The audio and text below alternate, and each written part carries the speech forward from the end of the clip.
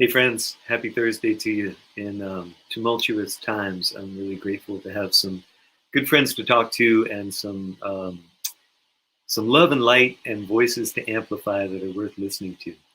This has been a real privilege for me to host this series.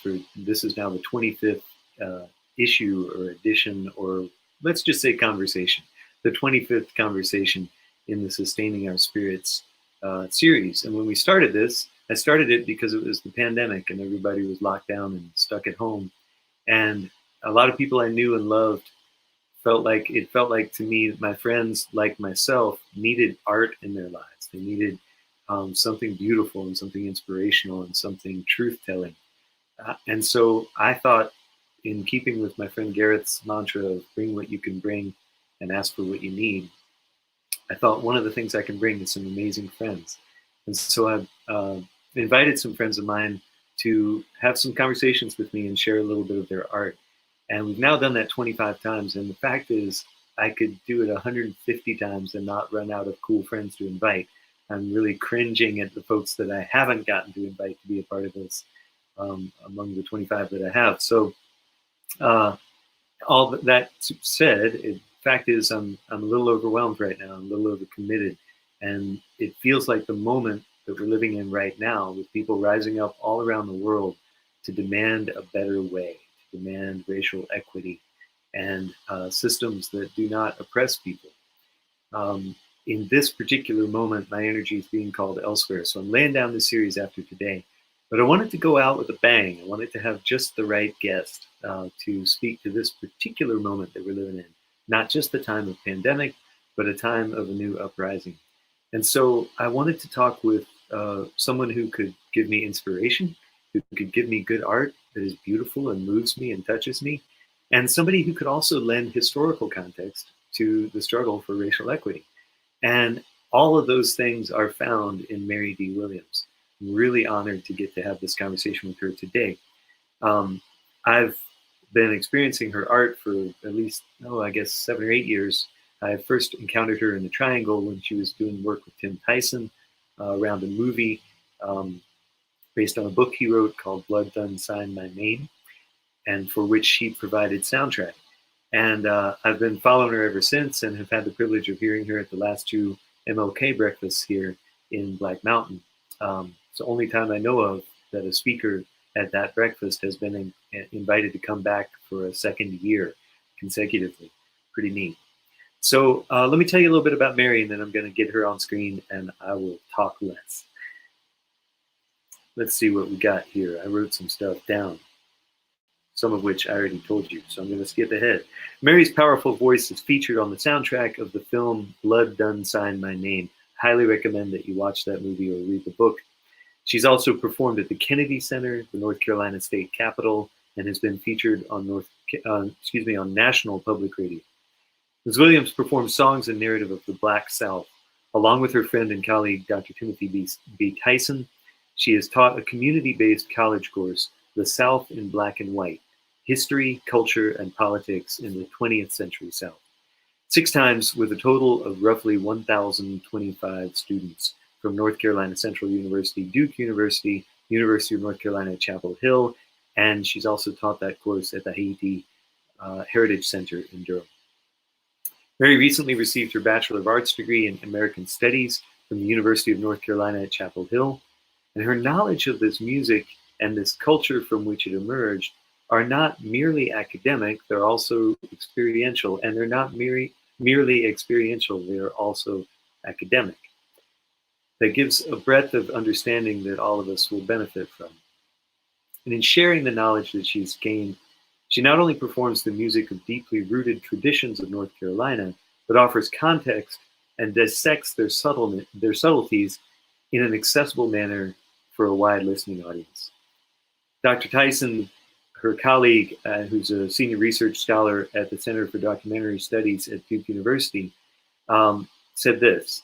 He said, "Though her voice is uniquely her own, her music and her message emerge from a chorus born in the bondage of slavery that still speaks to our struggles against what Dr. Martin Luther King Jr. called the thingification of human beings." In these particular days of struggle and efforts to dismantle entrenched systems of racial oppression, I'm deeply grateful for the guidance and the wisdom and the art and music of Mary D. Williams. Welcome, Mary. So glad you be with us. Thanks, David. Thanks for having me. I'm very excited about being here with you today. Thanks for the opportunity. It's such a treat. I'm really grateful. And you've touched my heart in days where I didn't get to speak to you and tell you so. And you've also touched my heart in days where we did get to connect. And I know you and my son have kind of a special thing. It's pretty cool. We do. Mason's a real big fan of yours. He's a good kid. He is. So I want to talk with you about a lot of things and ask you a lot of questions. But before we get going, this is all about music. And so I wonder if you would start by singing us a song. And I'll maybe just get out of the way and let you sing for me. Okay. I'm going to share the song that actually was sung during the Civil Rights Movement during registration, voter registration. I want to be ready. I want to be ready, children. I want to be ready because we're walking for freedom, just like John. I want to be ready. I want to be ready, children. I want to be ready because we're walking for freedom, just like John. I truly believe we're walking for freedom, just like John. I truly believe we're walking for freedom, just like John. I want to be ready. I want to be ready, children. I want to be ready. We're walking for freedom, just like John.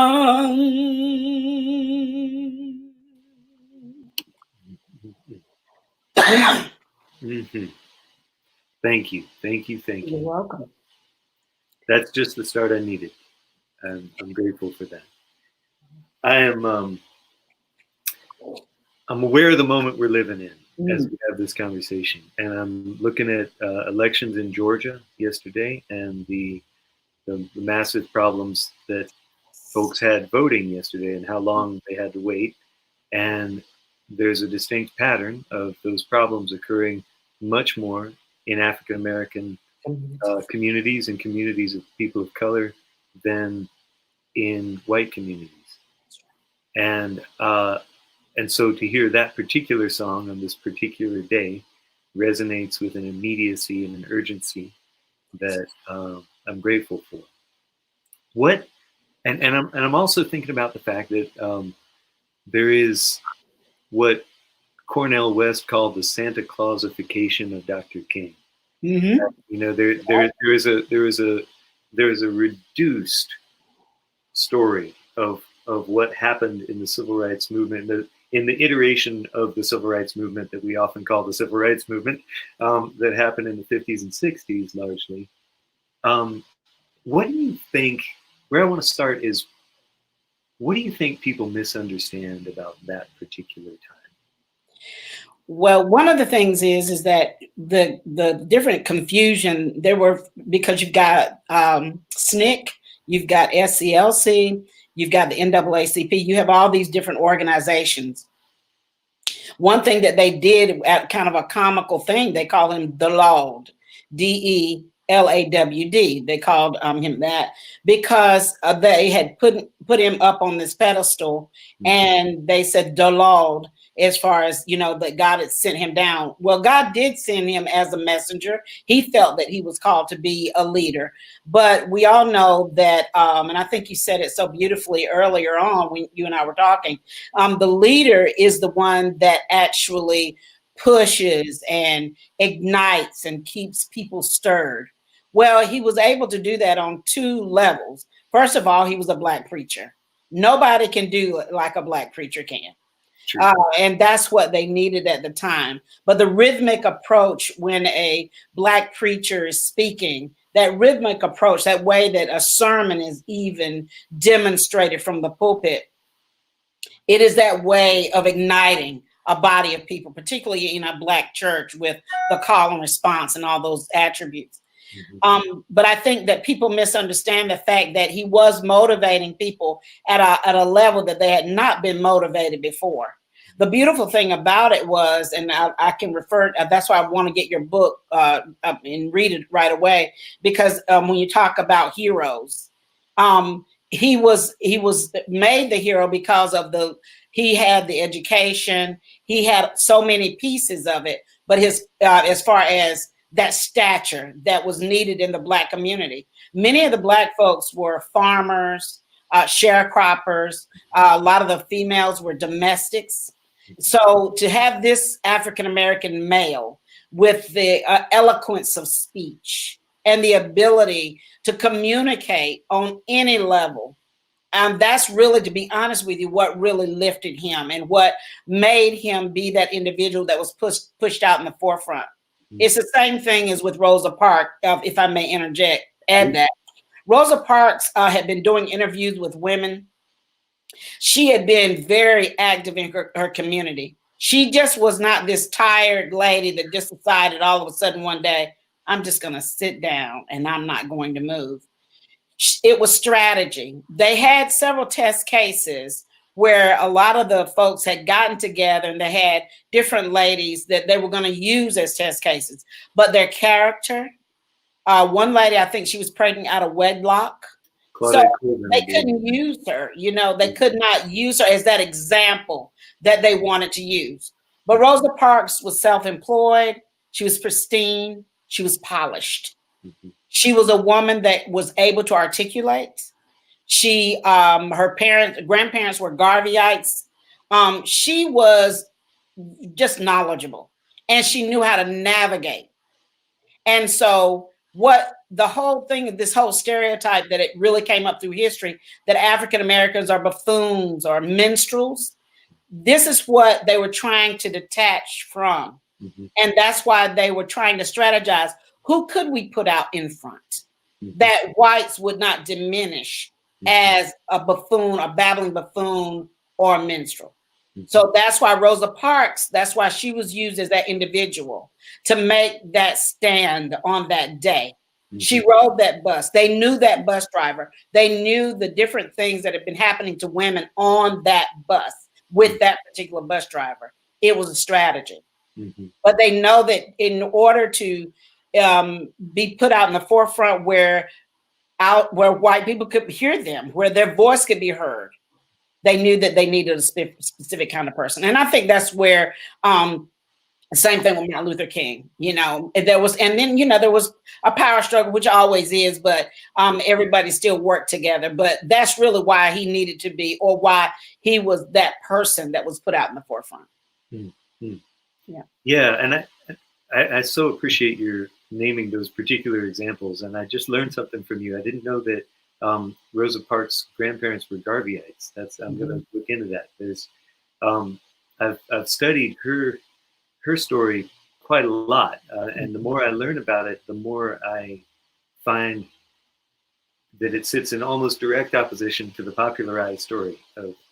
It does, and I think that I think that's some of the misfortune when it comes to the movement. I don't think people really understand and realize how much strategy and planning was put into the movement. It's almost as if they feel like people just on emotion got together and decided that this is what we're going to do. But it was very strategic. And it was, again, not the heroes that we knew about, because we all know there was not a phone line that civil rights movement may help you, right? So that lets us know that the way the movement was, Martin Luther King was not everywhere. It couldn't be. There's no way. Right. But when you had Fred Shuttlesworth, when you had, people, Fannie Lou Hamer, um, Ella Baker right here in North Carolina, Littleton, North Carolina. You had people that were so engaged in the movement right in their own hometown. Ella Baker actually established SCLC here in Raleigh at Shaw University, which is where she went to college. She was from Littleton, North Carolina, and in a pay phone booth would recruit members and college students for the NAACP. Wow. So people were ignited because of what was going on in their communities.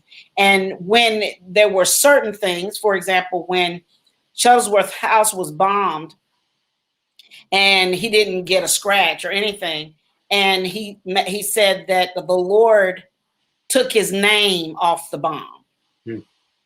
But when after that happened, it brought so much attention. When the media came, Martin Luther came. Yeah.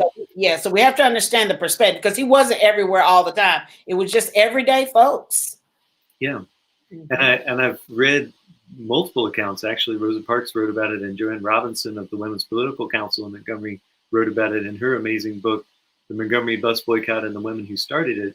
And I've seen it in other places as well, that Dr. King was really recruited into the leadership of the Montgomery Improvement Association after Rosa Parks' arrest because he was new in town and didn't have complicated relationships with all the other pastors. That's right. Which is an amazing accident of history. But I think I also I'm cautious as I say that, because I think so often we wait for those accidents of history, as opposed, like the stories we tell. The conventional story of Rosa Parks is that she was just reactive, that something happened and she reacted to it, as opposed to looking at the scene and saying, this is not okay, and getting to work to show up. And it's heartbreaking to me that we drop all of the movement story away and just tell the crisis moment, because that makes us think that to fix anything, what we need is a crisis. And in fact, it's all that invisible work that moves things forward. Yeah, there's a cartoon I can't remember, a cartoon strip, and I can't remember which newspaper it was in at the time. But Joanne actually started the movement. She went into the university, and she, at that time they had the printers with your arm, and she was printing all those things. She did that. She and other women. But in the cartoon publication, they had Martin Luther King with his sleeves rolled up, and he was in there just churning away, And so it's like Joanne, it's like she started the movement. Yeah, she quite literally called it. She did. And people don't even know her name, but she literally called the Montgomery Bus Boycott, having organized it a year in advance with the Women's Political Council. It's remarkable. It is, but they had Martin Luther King in there. I think it was not Amzie Moore. It was one other gentleman in there with him, but they were rolled up at the commercial strip. And I give it to my students so that they can understand that, he wasn't there. He came when media came, because, and I think media does that sometimes. It puts that hero there to, and those that don't understand or don't know or aren't a part, not realizing. But it still worked. It worked, and people were moved, and our community of African American community worked so well together. And things happened. There was a change. And among those things that happened, as I understand it, were people making sandwiches and selling them to support the movement and keeping the movement fed, and people gathering money to buy some station wagons to get people around town when they weren't riding the buses. And that's right. And all of that work is the work that actually changes the world. It is. It's the foot soldiers. It's the foot soldiers. One of the I think it's in I want to say I can't think of the author name, but anyway, Danielle McGuire. Danielle. She wrote a book called The Dark Side of the Street. It's about different women during the movement. But I think it's in her book where she talks about that during the bus boycotts, there was a domestic and she was working for this lady, and the lady was like, all this stuff about these buses and, and her maid, her domestic, the lady that kept her house, she was saying, "Oh yeah, you're right, ma'am. You're right, ma'am." And she was like, "And I better not hear about you and those buses." She said, "Oh no, I'm not going to be on the buses." It was like this backhanded joke, because she was like, "I'm not riding the buses," but she was like, she was kind of making a joke out of it. But they sold chicken plates and all kinds of foods, and they raised money. They bought taxis, and people were carpooling, and they would wait on the corners to go to get to the houses that they had to clean, and because that was the only way that they could work. Sure. So it was a movement that was operational. It was strategized. It was a lot of strategy. It was a lot of community effort. It was a lot of people that were relatable in terms of everybody knew what in the African American community, what was going on. And they knew they had to work together for change. Mm-hmm. And that's community. That's what we do. That's when it's real. And that's when the behind the scenes work is being done. And you're right. Sometimes nobody knows their name. Mm-hmm. It's not in a textbook. It's somewhere. Yeah. I find that encouraging in some ways, because what it means to me is that we who right now are saying, what can I do? There's so many people who care and are saying, what can I do? Well, there's a long list of things we can do. We can talk more about that ongoing, but to start with, I think we need to set down our cultural narrative that what you have to do is go be Dr. King, right? Because maybe what you really need to do is go be Joanne Robinson. The question isn't, would I have the courage to be arrested on that bus that day? The question is, can I clear time to get to a meeting? That's right. Right. And that's a different question. And in some ways that's empowering. That's really good news. We're not powerless. That's right. And being there with each other, that goes such a long way. Just being there, the support to understand and know that I really believe in what you're doing. Mm-hmm. Even if you don't get arrested or there's no civil disobedience, the beauty of it is that to understand that you don't have to be Black to understand, but you're compassionate enough. Mm-hmm. You believe in what's going on enough. You're against what's going on enough, the social injustices, to say to you, hey, I'm with you. If you don't march anywhere, just to show up is so important, because we are one body of people living on this earth. And the thing of it is that we're really more alike than we are different. Amen. And the differences are beautiful too. They are. Celebrate those. And that's right. That's right. I love all of that. It's So we are amazingly 23 minutes or so into our hour, and it goes so quickly. And we could talk all day, and I don't want to miss a chance to hear you sing some more. Would you be willing to sing us another song, and then we'll sure. Talking? Yeah. I was thinking about different things to contribute for today. And so I'm thinking about songs that were done during the movement and how important they were. So this is kind of just a little thing that I'm doing here. Let's see. So, oh, freedom. Oh, freedom. Oh, freedom over me. Before I be a slave, I'll be buried in my grave and go home to my Lord and be free. Let me tell you, there's no more mourning, no more mourning, no more mourning over me. Before I be a slave, I'll be buried in my grave and go home to my Lord and be free. Well, because there's plenty good room, plenty good room, plenty good room in my Father's kingdom, plenty good room, plenty good room. Grab a seat and sit down. Well, I wouldn't be a liar. I'll tell you the reason why.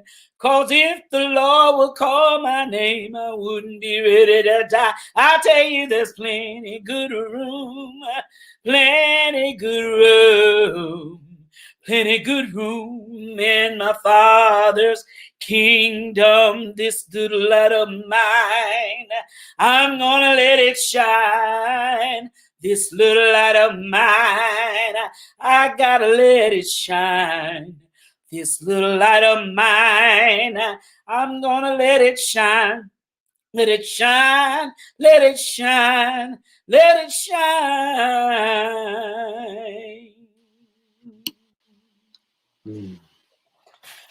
Such a powerful I've got allergies. That's all right. Tis the season. You still sound amazing, allergies and all. Thank you. Wow. And that was a beautiful medley, and I wanted to soak up every piece of it. And I also was catching the groove a little bit, so I was sitting here. Oh, good. I took the mic off, and I was playing my drums. So Good. I'll put my drum away. You ever, David? We'll do something together one day. Someday, yeah, but we will not try it on a video link because that lag will get you. It's so bad. I heard you singing about moaning, and I once saw a video, an interview with you, where you were talking about your mother moaning. My grandmother. Or your grandmother, excuse me. Would you tell us about that? Sure.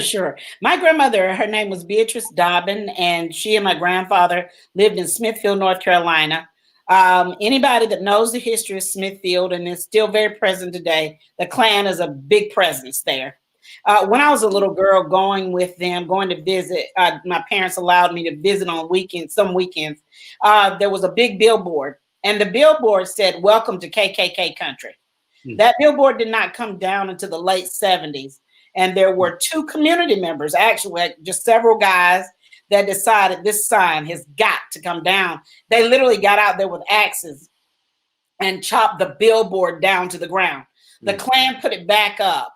And so then it was put back up later, and then they chopped it back down. But that was in the late 70s that billboard stood and welcomed all people into Smithfield, North Carolina.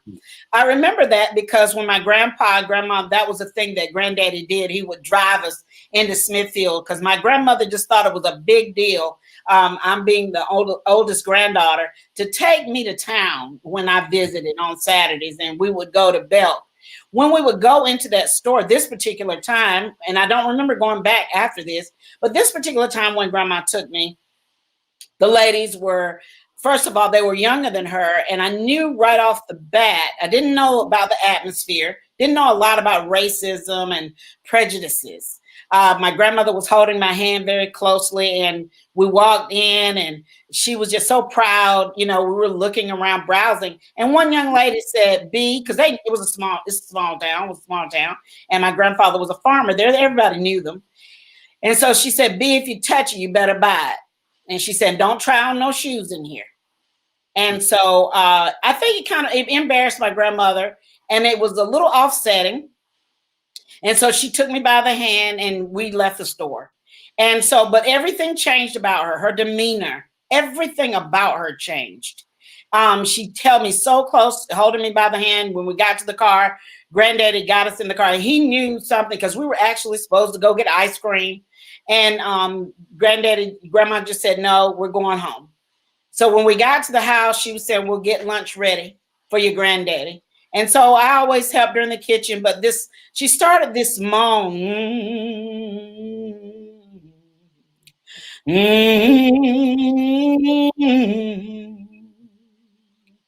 And so she was just doing it while she was getting everything ready, still giving me direction, put the plates on the table, just telling me. But I still understood that there was something going on with her that as a child I didn't understand.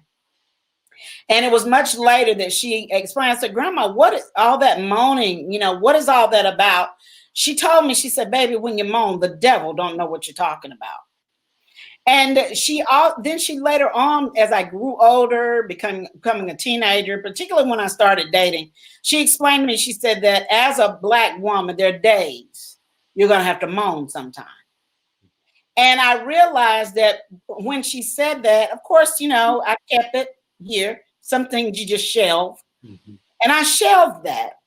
And then not understanding or realizing that after getting married, having 3 African-American sons of the darker hue, not understanding and realizing what it all came together. Because all 3 of my sons are college graduates. One came out of the military, went straight to college. A teacher, one's a mechanic, one has his own business as a documentarian. But what they have to deal with as Black men, they're all, my husband's 6'5", so they're all tall except for the middle one, and they're all dark skinned. That's what I mean by darker hue. Mm-hmm. And so there were times that they've been in situations when my son got arrested, got stopped by the police because his tent was too dark in his truck at 10 p.m. at night. He had bought a new Silverado truck, gotten out of college, got a job at a facility, at a Butner juvenile facility where he was a counselor, and was picking his brother up one night and just got stopped driving while Black. And the officer said his tent was too dark. And they arrested him. He's 6'4". At that time, 350. He's a little smaller now. He been out of college in just a few months. Had gotten a good job, but he's still a big guy. Played football through college. So I understood what moaning was, because when they called me, they had roughed him up so with the handcuff that they broke his wrist. And when he called me and he was like, "Mama, I've done it all right. I've never been in any kind of trouble. I've done what you told me." And that's true. None of our sons have been in jail. They have no records. They have nothing. Just work hard and went to school, did what they need to do. He said, "I did it all, I thought, the right way." In other words, he was saying to me, "Mommy, I'm still treated as if I'm not a man that has an education, not working a good, a job that's a good citizen, making contributions to my community. What? It doesn't matter." I had to moan because there were no words. I had no words. There was nothing I could say. So through my tears, even I knew then what my grandmother was talking about. What do I say? What can I say? And so but that emotion coming up out of me came up out of me in that manner as I, went to see about my child, to find out, what was going on. So I understood. And as I've grown older and have children of my own, I understood exactly what she meant. Those things that the words cannot be uttered. Cannot be uttered. So, Mary, thank you for that. That's I know those are stories that you've been living with for a lot of years and that you're living with still. But I don't want to treat them as sterile history. I want to speak my sadness and pain in hearing the stories.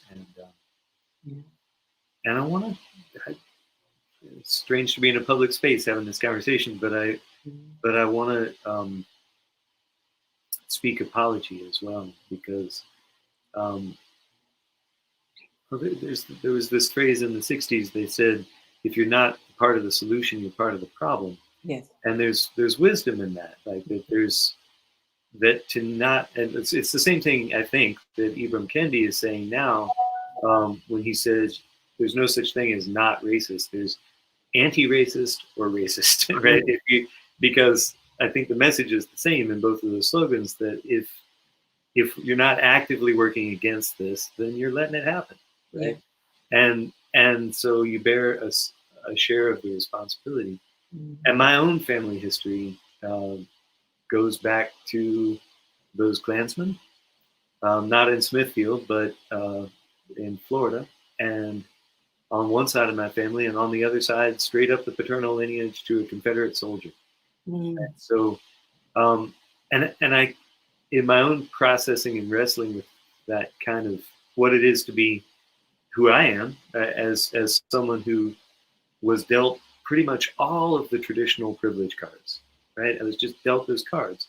And as I started to become aware as a young man of how privilege works in the world, although it wasn't the language I would have used for it then, but as I started to perceive that and started to perceive that a lot of the fields in the world tilt toward me, my first natural response is, I don't want to be me. I want to, that's not, I don't want to be the oppressor. But the fact is, I can't be anybody else. So what I've come to, my working hypothesis right now is that the best is to delineate between blame and responsibility. Okay. I'm not to blame for the actions of my ancestors. That's right.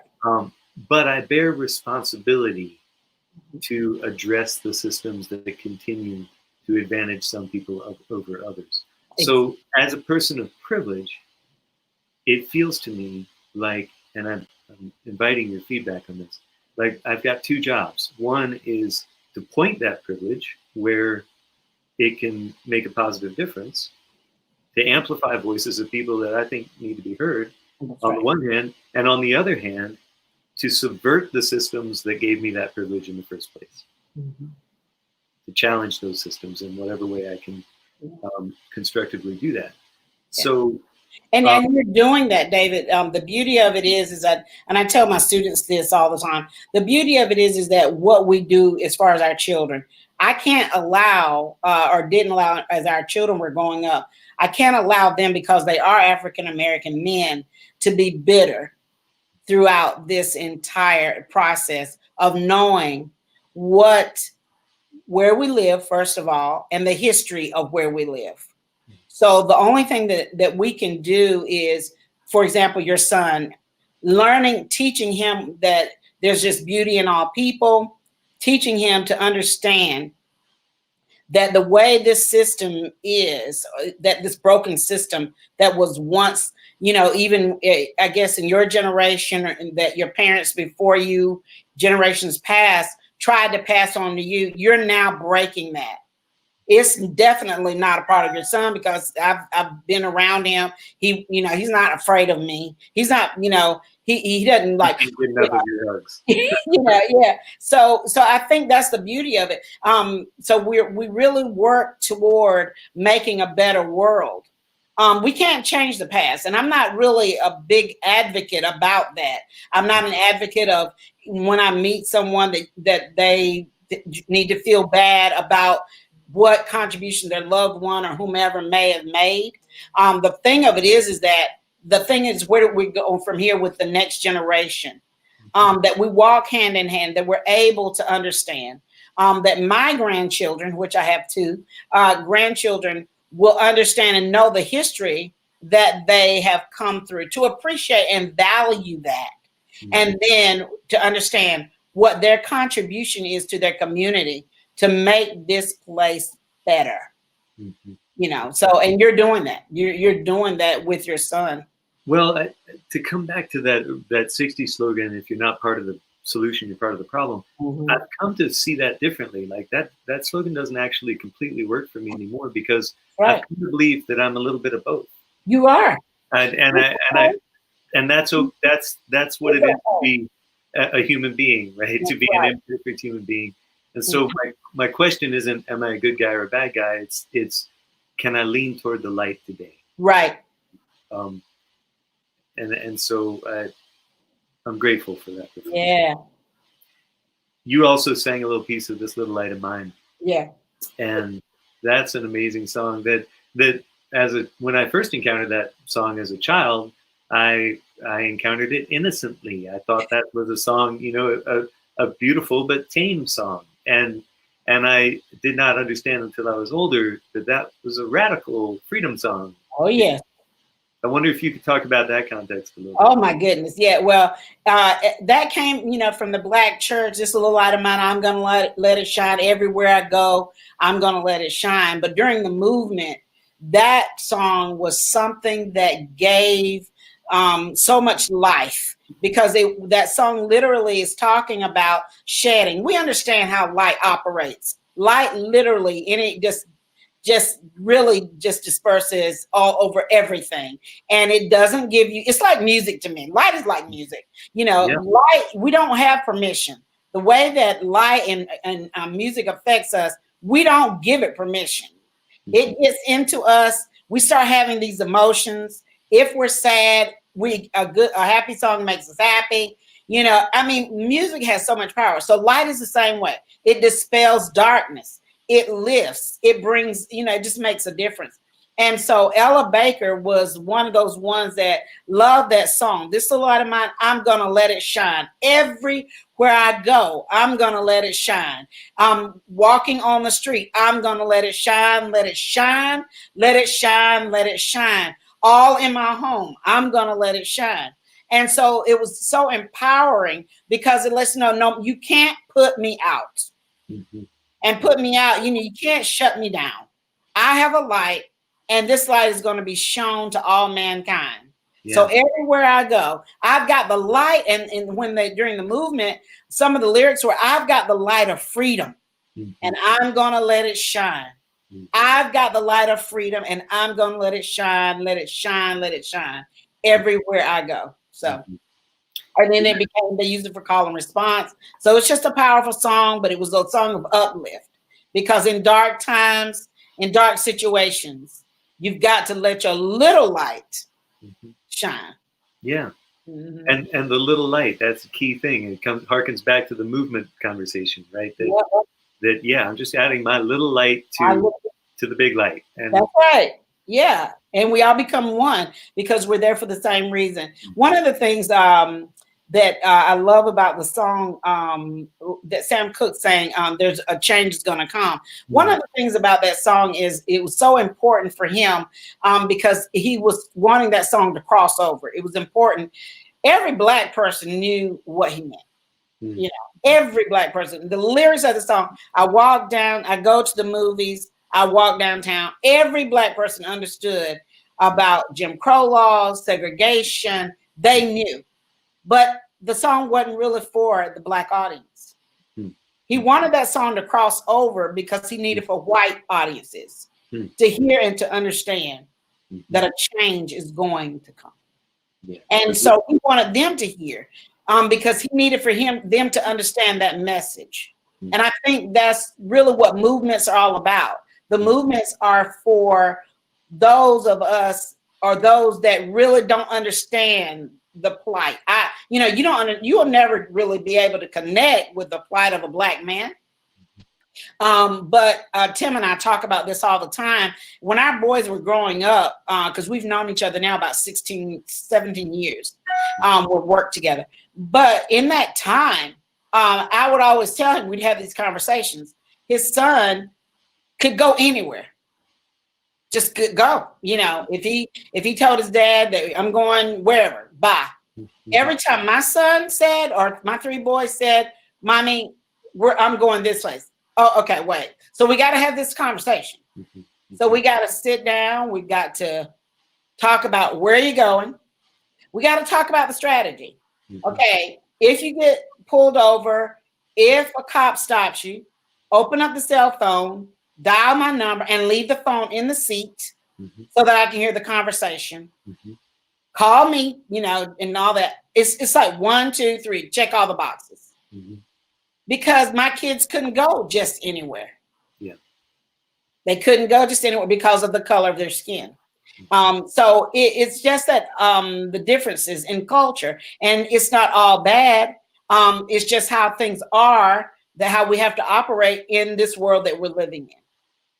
One of the definitions of privilege that I hear people offer from time to time is simply that there are things you don't have to think about.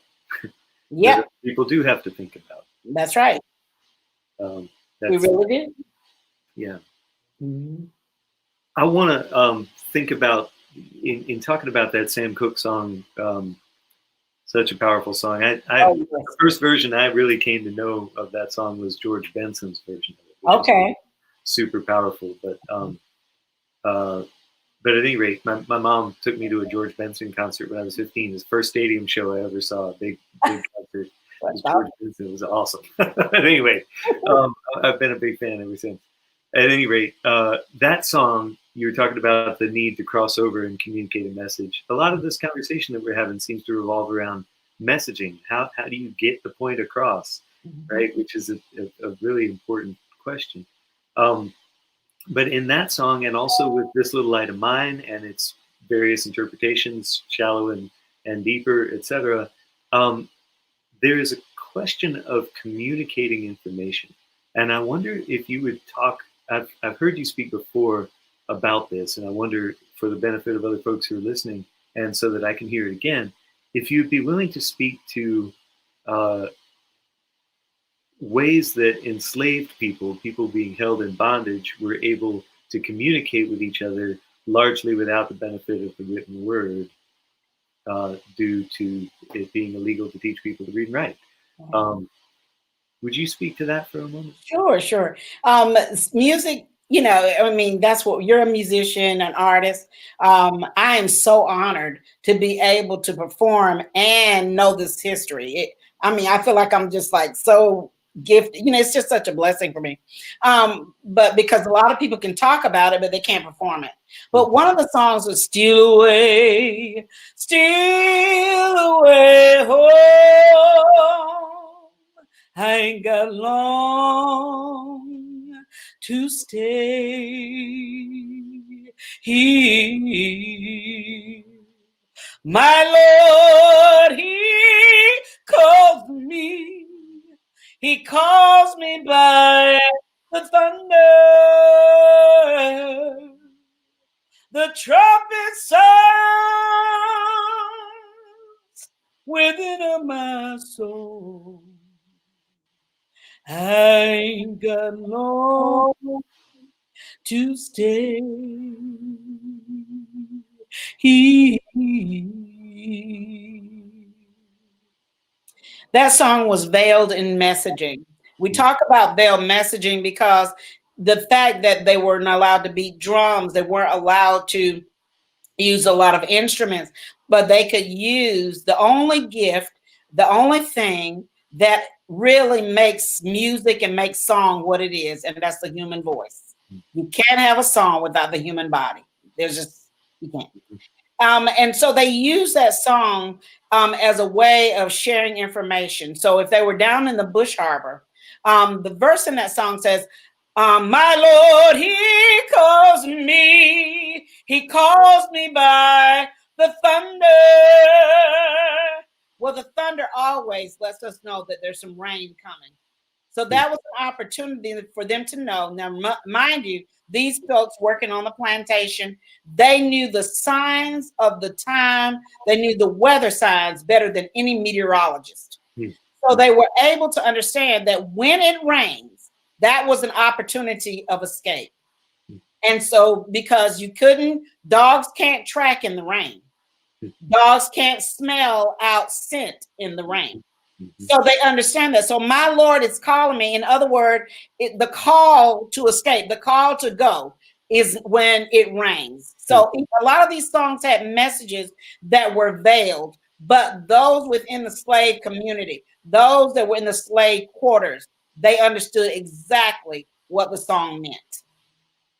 And so it was coded messages, or in other words, some terms use it as veiled, meaning that it meant one thing. They also would use songs that were actually kind of comical. I got a crown, you got a crown, all God's children got a crown.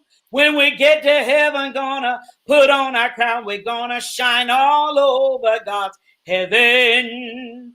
Heaven, well, everybody talking about heaven ain't going there.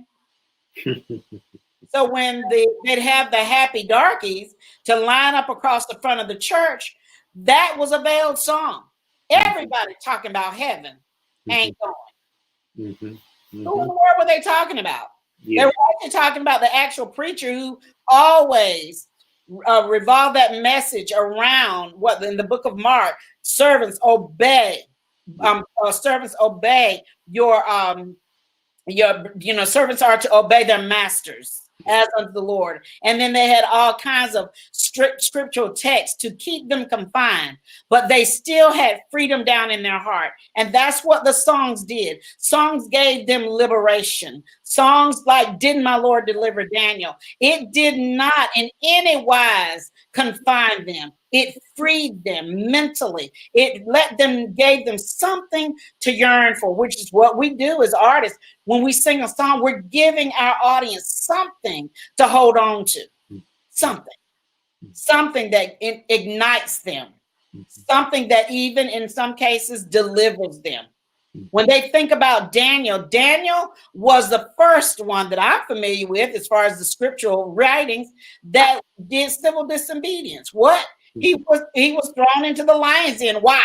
Because he disobeyed. It was civil disobedience. Mm-hmm. So they could relate to that. So these songs had messages that had dual meanings. They meant something to them. Even when my Lord calls me by the thunder, it talked about the rain, but then still away, or when I look over Jordan, tell me, what did I see? Jordan was Canada. Mm-hmm. Jordan was, I'm getting out of here. I'm going north. I'm going to Canada, but I'm getting out of here. Mm-hmm. And it was also meaning that if I don't leave, whether I am escaping, then I will escape through the portal of death. Mm-hmm. But I'm going to see Jordan. Yeah. Thank you for that. You're welcome. Maybe we've got a couple of questions from other folks. I want you to give you both of these questions, and you can take them as you like. And then our time is going to be coming pretty close to a close, so I'll get you to sing one more song if I may ask it at that point. But let me give you both of these questions, and you can address them as you like. Ashley asks, can you say something about what you would say if people say to you that they are colorblind? That's the first question.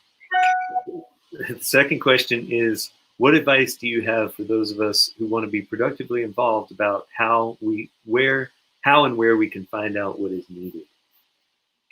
That's my friend Deborah asking that question. Okay, first question, colorblind. No, you can't be colorblind, and it's okay not to be. Colorblind, to me, is a way of almost this, and I'm not sure of the quote, so I'm not going to try to quote it, but a man that says nothing, just because he doesn't say anything, it still doesn't mean, it basically means that you're just out of that, you're kind of not even engaged, that you're just, just because you don't say anything doesn't mean, it doesn't really mean anything. It's like people that say, I'm not going to really choose sides. Well, when you're colorblind, you really aren't, because there are differences in cultures, and it's very beautiful. And the beautiful thing about to accept the fact that we are different, and it is okay. It's okay. One of my students said to me, Martin Luther King, they repeated what Martin Luther King said about the Sunday being the most segregated time of the week. And I'm like, look, I dismiss that. I'm done with that. And the reason being is this. When I am Black, you can't get away from that. I am a Black woman, okay? And so when I go to worship, I don't even worship the same, and I see this all the time. I mean, and David, you've been with me when I've done presentations. You got to get everybody to clap, if it's Caucasians, they don't even know what to do. They're like, okay, I'm like, okay, but then, show where the backbeat is. And so, but when we, but they get on board, because we get on board, we get on together. But it's so much fun because we're working this thing out together. Yeah. But if it's an African American people, they're singing along, they're ad-libbing, they're call and response. It's okay because that's a part of our culture. We got to understand that it is okay to be different. That's really not what these issues that we're dealing with about. We're dealing with the racism and the prejudice, white supremacy, because of the color of my skin. That's what we're dealing with.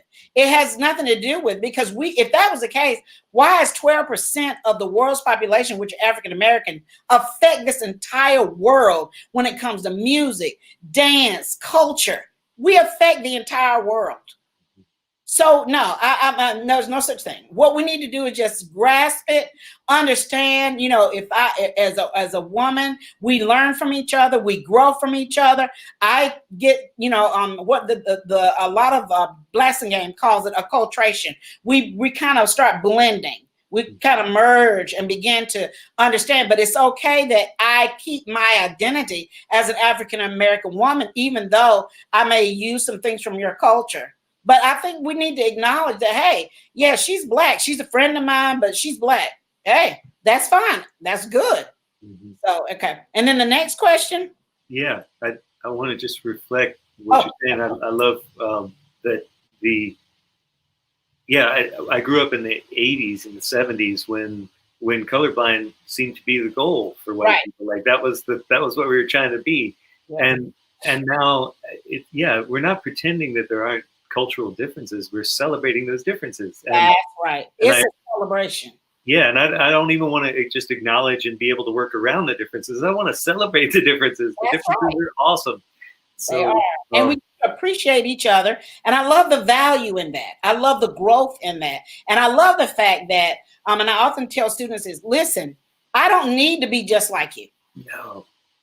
I need to be me, and us together, we can make something happen. But if I assimilate with you and we're exactly the same. So even when it comes to church and worship, as Black people, we're going to move, you know, I mean, oh my God, it's just all in us. It's automatic. Yeah. And so because of our culture, because of West Africa, because of who we are, our descendants, things get in us and we respond differently.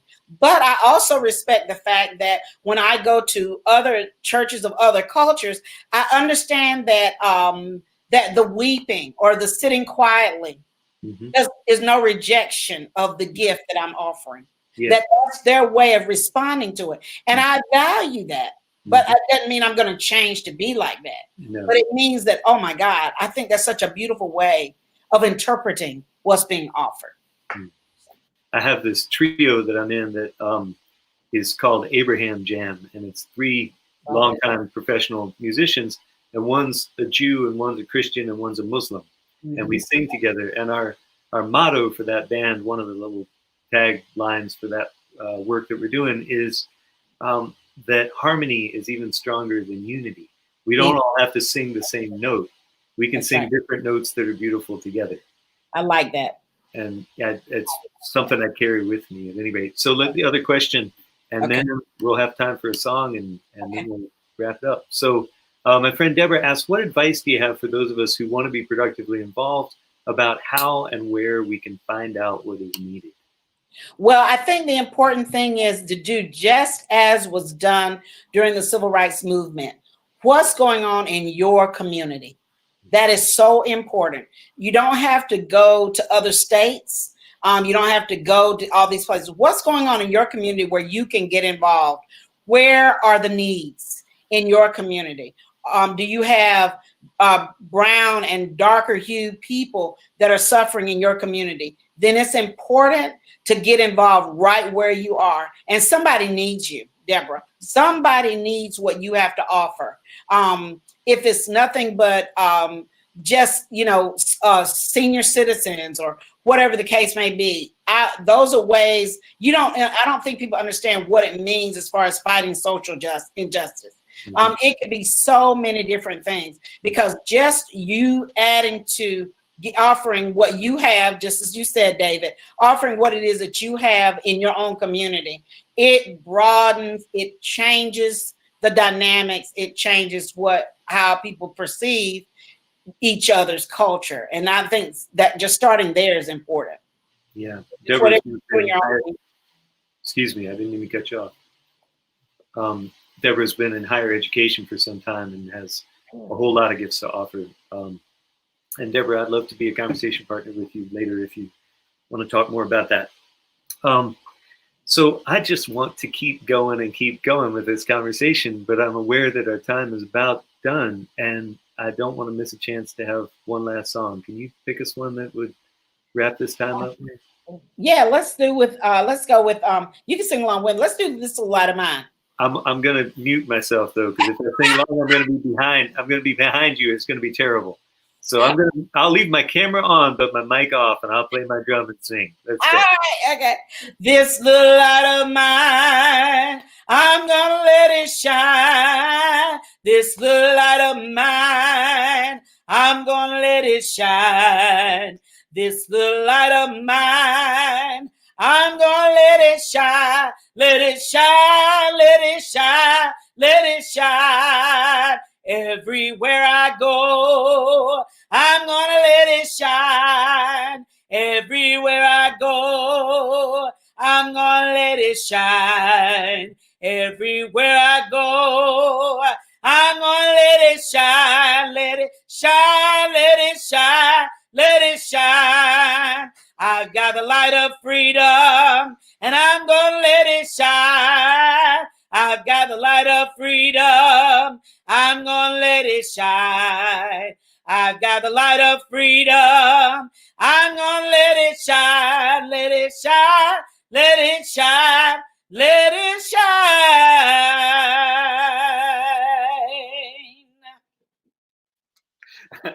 Well, we sounded great to me. I was the only one who could hear us both, but I enjoyed that. Thank you, David. One of these days we'll do that in real live acoustic space together. I'll look We forward. gotta do it. All right. Yeah. So yeah, and I should say that I was so excited to have you come in for this conference that I was hoping to announce for August. But oh, I know. We were going to do a pretty powerful conference together, weekend retreat, and we're still going to do it someday, but we're not going to do it in August. Yeah, my grandkids are here. Oh, great. Come say hey. David. Hey, how you doing? Nice to see you, buddy. He's talking to you. Good to see you. Sydney. Hi. Hey, good to see y'all. Y'all, do you pretty much have the coolest grandmother ever? Maybe. Okay, we got one nod and one. We have two. They have two cool grandmas. Okay, excellent. Awesome. That's even better. Yeah. And one All right, Mary. Well, I'll see you in just a minute. I sent you the other link for the Zoom call.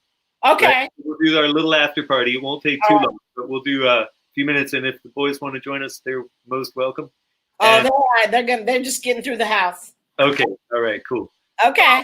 Well, so I'll see you in just a minute for our little digital after party with my Patreon people. Okay. And I can do that on the phone or go to Zoom. You could go through Zoom, and that link is in an email I sent you. So gotcha. Okay. In just a few minutes. All right. All right. Take care. Thank you again for the light that you shine in the world, Mary. I'm so grateful for the work you do and for who you are, even on the days when you're not working. Well, thank you. Blessing. Thanks so much for having me. Thank you. Pleasure. Bye-bye. The rest of y'all, thank you so much for being with us and for supporting this whole series. If you've missed any or all of the series up until now, there are 25 episodes with different folks, and they are all on my website at davidlamont.com/SOS. SOS stands for Sustaining Our Spirits.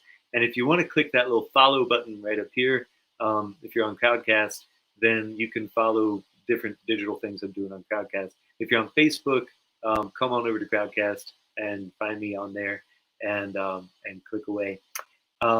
Blessings on all y'all as we navigate these tumultuous days. There's a lot to learn. There's a lot to do. Please keep showing up because we can do better than we're doing right now. I believe that we can.